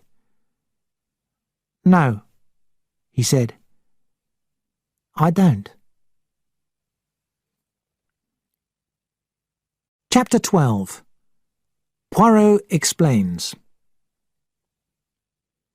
You must realize that you are a very famous man. Probably the most famous man in England. Poirot called a meeting of the Special Legion. From the beginning, he said, I have been worried about the why of this case. The mystery was not the mystery of the murders, but the mystery of ABC. Why was it necessary for him to carry out these murders? Why did he choose me as his enemy? It is no answer to say that the man was mad. As soon as I received the first letter, I was upset and worried. It seemed to me that there was something very wrong about the letter. You are quite right, said Franklin Clark. Yes, but then at the beginning I made a serious mistake. The letter made me very worried. The police thought it was a joke. I was sure that a murder would happen in Andover. As you know, a murder did happen. There was no way of knowing who the person was who had carried out the murder. I had to try and understand what kind of a person had done it. I had to discover the motive of the crime, the motive of the letter. Why did the murderer send the letter to me? Why not to Scotland Yard, or to a newspaper? Why to Hercule Poirot? Was it for a personal reason? Then the second letter arrived, and was followed by the murder of Betty Barnard. It became clear now that the murders were going to take place according to an alphabetical plan. But why did ABC need to carry out these murders? When we think about the 4 victims, or 3 of them, since I know very little about Mr. Downs or Mr. Earlsfield, we realize that it was possible for the murderer to kill them without anyone suspecting him. The clear suspects were Franz Asher, Donald Fraser, or Megan Barnard, or possibly Mr. Clark. Why then did the murderer need to call attention to himself? Why did he need to leave on each body an ABC railway guide? I was learning certain things about the murderer. His crimes were listed alphabetically. That was clearly important. His victims were men and women and of different ages, so age and sex were not important to him. The choice of the ABC suggested to me that it was someone who was interested in railways. This is more common in men than in women. Small boys love trains more than small girls. It might be a sign, too, of someone whose mind was not of an adult, someone who was still a boy. The death of Betty Barnard gave me other clues. She was strangled with her own belt.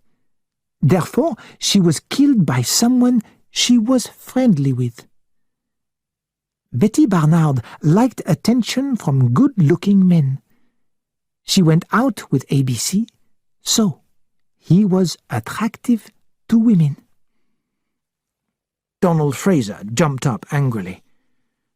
"Mr. Poirot, please." "It is finished," said Poirot. "I will say no more. We will pass to the next murder, the murder of Sir Carmichael Clark. Here, the murderer goes back to his first method, hitting the victim on the head. We were unlucky over this crime, since the warning letter did not reach us in time. Therefore, no preparations could be made to stop the crime. Then the clue of the stockings was discovered. The appearance of a stocking seller near the scene of each crime could not be a coincidence. So, he must be the murderer. But his description, as given by Miss Gray, did not match my picture of the man who strangled Miss Barnard. A 4th murder was carried out, the murder of a man named George Earlsfield.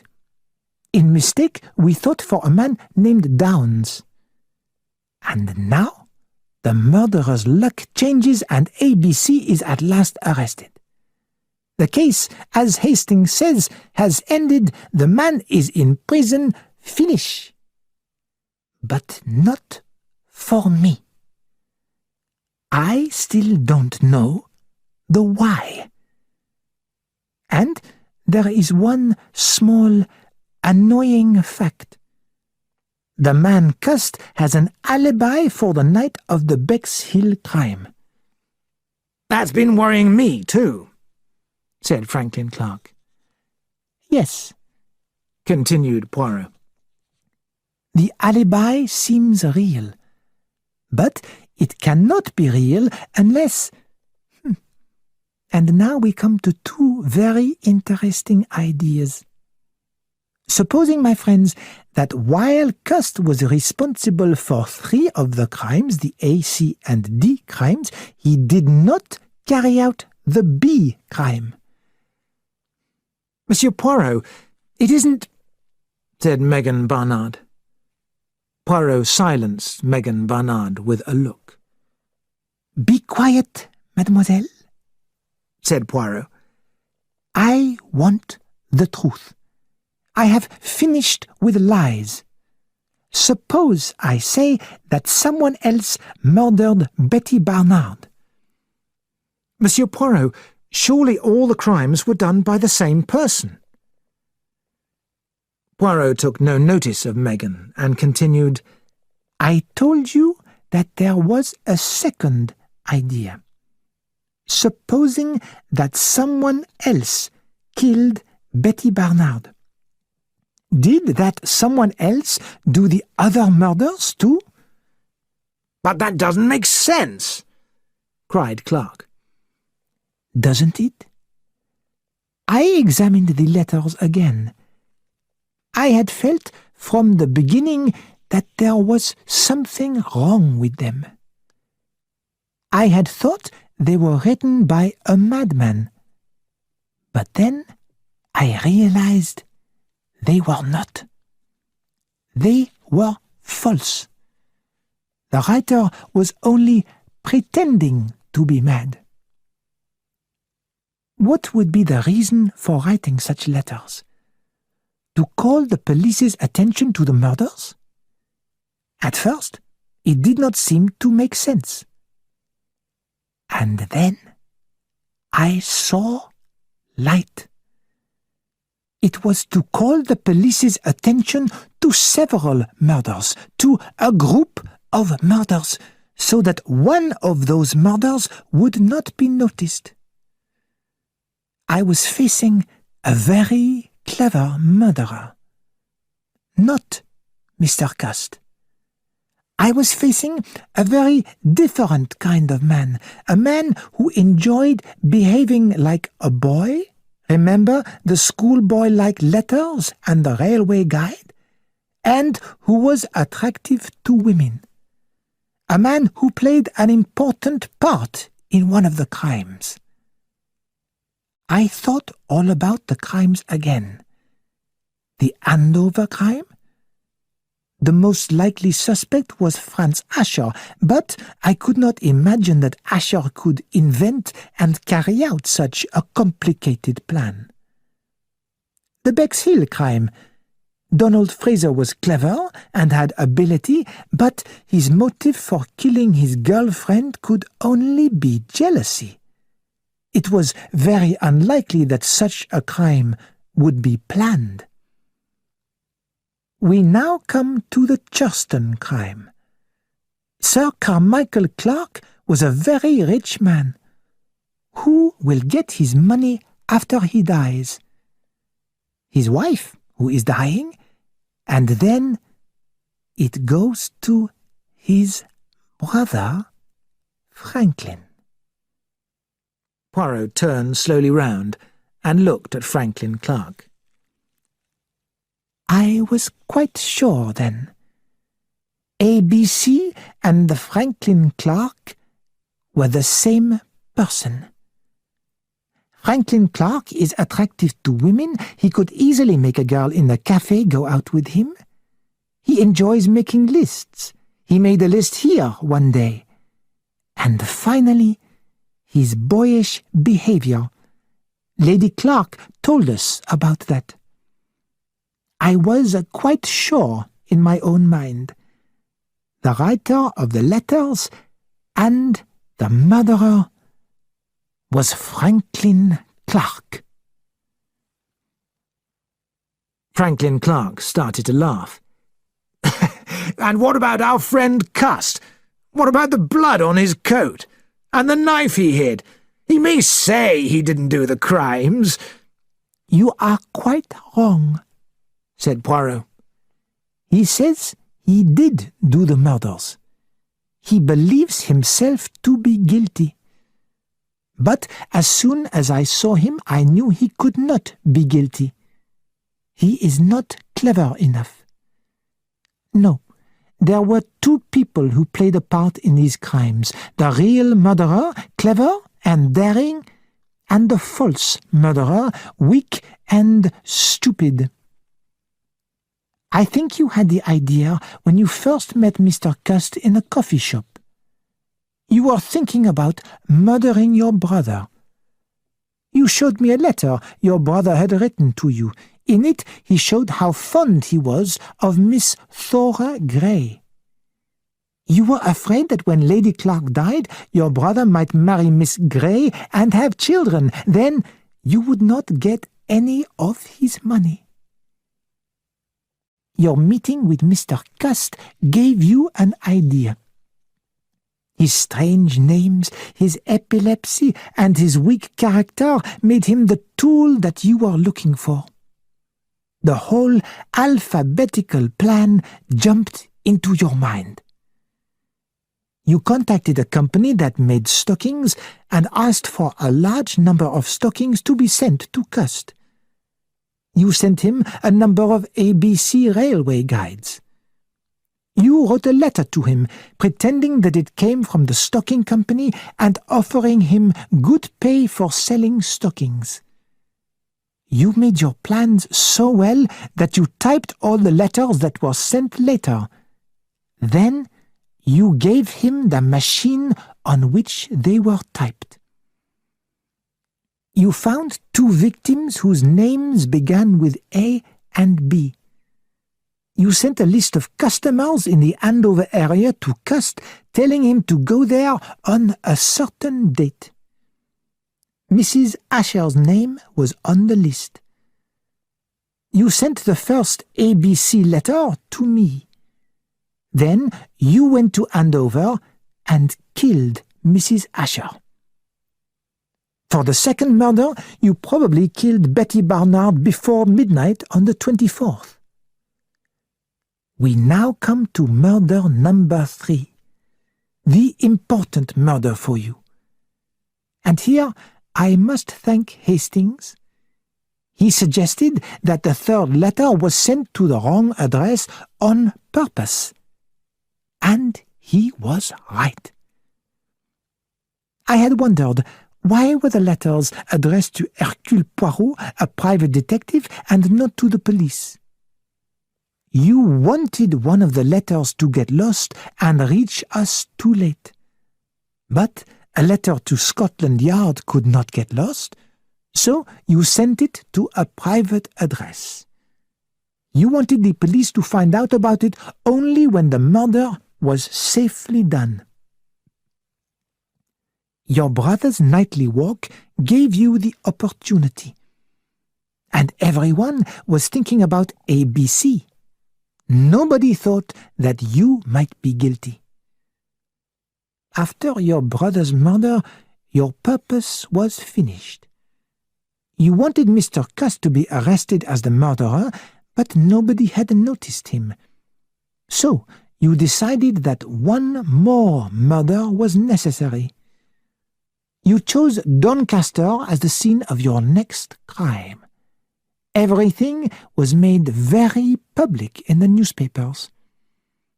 You gave instructions to Mr. Cust to go to Doncaster. In the afternoon, he went to a cinema. You were there too. You stabbed a man and put the ABC railway guide under his feet. When Mr. Cust left, you followed him and put the bloody knife in his coat pocket.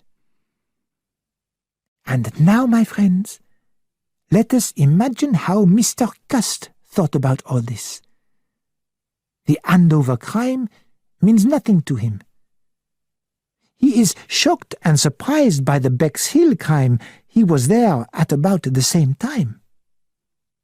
Then comes the Churston crime.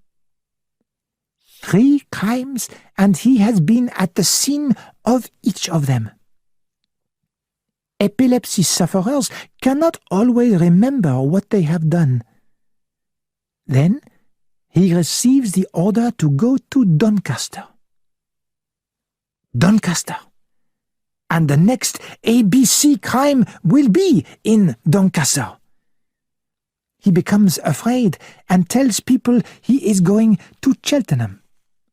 He goes to Doncaster and visits a cinema in the afternoon.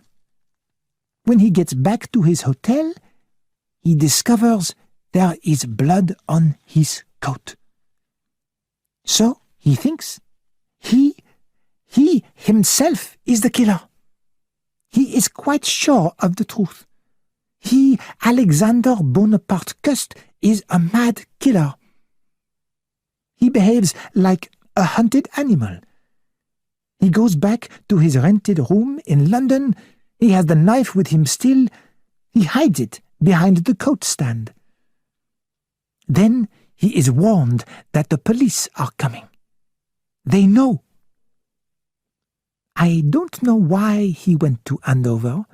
Maybe he wanted to look at the place of the crime, although he could remember nothing about it. He has no money left. He is very tired. He goes to a police station.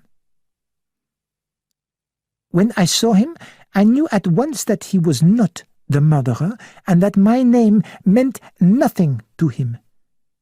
I knew that he thought he was the murderer. "Your idea," said Franklin Clark, "is completely mad." "No, Mr. Clark.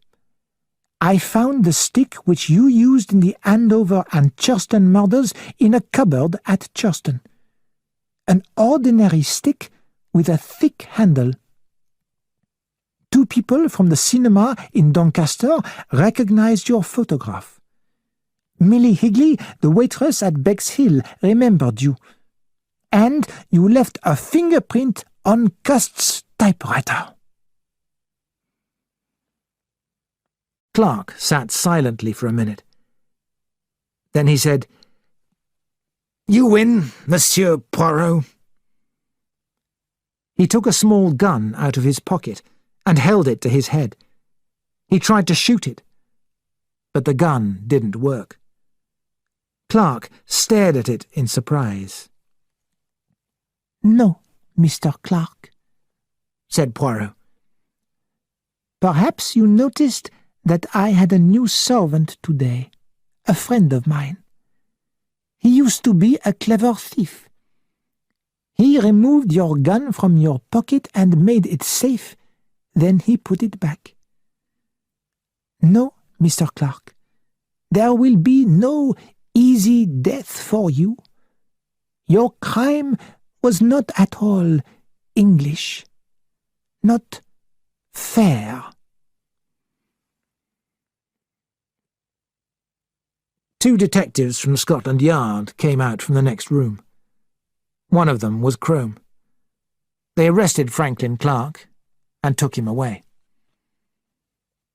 As the door behind Franklin Clark closed, I'm sorry to say that I started to laugh. Poirot looked at me in surprise. "It's because you told him his crime wasn't fair," I said. "It was quite true. It was very cruel.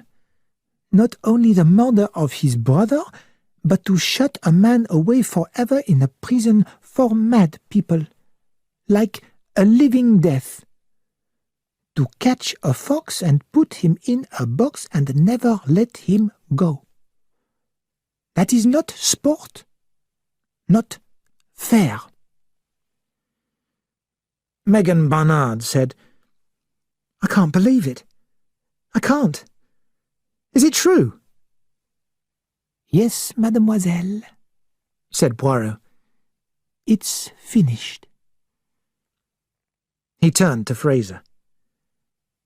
"Mademoiselle Megan was always afraid that you were responsible for the second crime."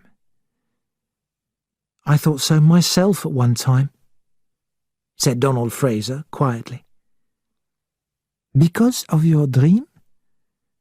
Your dream has a very natural explanation. In it, you find that one sister is being replaced by the other. Mademoiselle Megan is taking the place of her sister in your heart. But you feel guilty, so you try to kill the thought. Do not be afraid to forget," said Poirot gently. "Mademoiselle Megan is very special. She has a wonderful heart." Donald Fraser's eyes lit up. "I believe you're right," he said. We all crowded round Poirot, asking questions. "Why did you ask those truth questions, Poirot?" "I wanted to see Franklin Clark's face when I asked my question of Mademoiselle Thora. His eyes were full of hate and anger." Franklin Clark knew it was the end for him when you told him about the fingerprint on the typewriter, I said. "Yes, they are useful, fingerprints. I told him that to please you."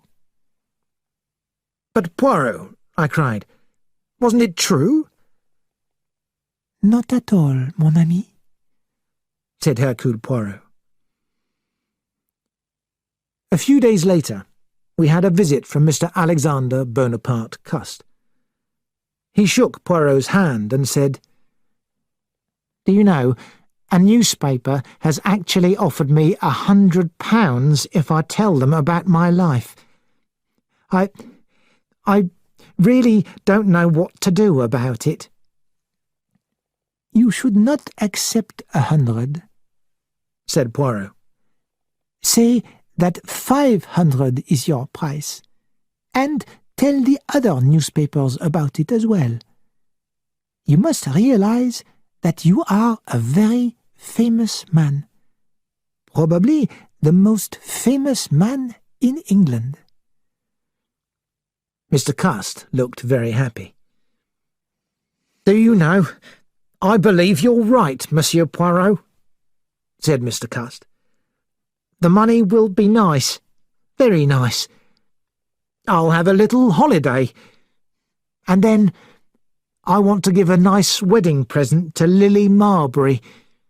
Really, a dear girl." "You are quite right," said Poirot. "And just a word. What about a visit to an eye doctor? The reason for those headaches is probably that you need new glasses." "Do you think so?" Mr. Cust shook him warmly by the hand. "You're a very great man, Monsieur Poirot." When Mr. Cust had left, my old friend smiled across at me. "So, Hastings, we went hunting once more, did we not?"